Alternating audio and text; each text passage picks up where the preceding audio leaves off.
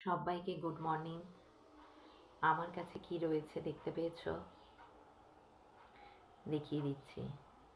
ভিভিয়াস waterless face wash.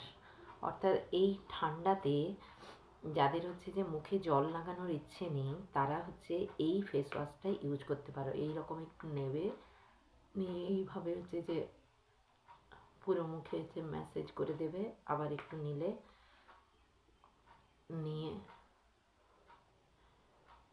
এইভাবে মুখে message করে নিলে, অর্থাৎ মুখে ফেস ওয়াশটা দেওয়া হয়ে গেল। দিয়ে যদি বাড়িতে সিম্পল কটন থাকে তাহলে হচ্ছে যে কটন দিয়ে মুখটাকে পরিষ্কার করে নিতে পারো। 1 মিনিট রাখলে এরকম বা এরকম ম্যাসেজ করতে করতেই 1 মিনিট হয়ে গেল। দিয়ে তারপরে কটন দিয়ে পরিষ্কার করে নিতে পারো। দেখবে স্কিনটা একদম যেমন ফেস ওয়াশ দিয়ে পরিষ্কার করো একদম সেই রকমই হয়ে যাবে। তার কারণ আমরা শীতকালে অনেকেই ঠান্ডা লাগার ভয়, কারণ সকালে জলটা ভীষণ ঠান্ডা থাকে এবং আমাদেরকে কাজেও যেতে হয়। তো আমরা এমনি তাড়াতাড়ি স্নান করতে চাই, তো তখন ফেস ওয়াশ দিয়ে ভালো করে মুখে এতক্ষণ মাখলে ঠান্ডা লেগে যাবে। তো তার জন্য যাতে ঠান্ডা যাতে না লাগে তার জন্য সবাই ইউজ করতে পারো। আবার একবার দেখাচ্ছি, ভিভিয়াস মর্নিং ওয়াটারলেস ফেস ওয়াশ। এই যে তার নামই দেওয়া আছে মর্নিং, অর্থাৎ সকালবেলাতে যদি এটা নেওয়া যায়। এই যে ভিভিয়াস মর্নিং ওয়াটারলেস ফেস ওয়াশ, বা তোমরা সার্চ করতে পারো এই নামটা, দেখতে পাবে।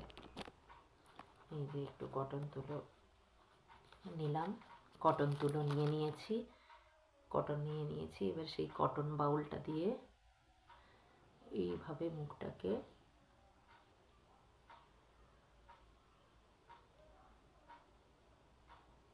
ভালো করে পরিষ্কার করে নেবে।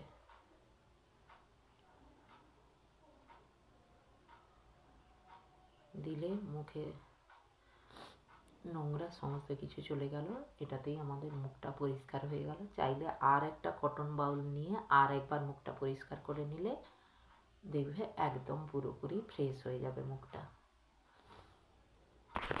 যাদের এই শীতকালে ঠান্ডা লাগার খুব প্রবলেম আছে, আমার টনসিলাইটিস আছে, এই যে দেখো মুখটা পরিষ্কার হয়ে গেছে এবং কটনে কত নোংরা। তো আর একবার কটন দিয়ে একটু পরিষ্কার করে নিলেই হবে।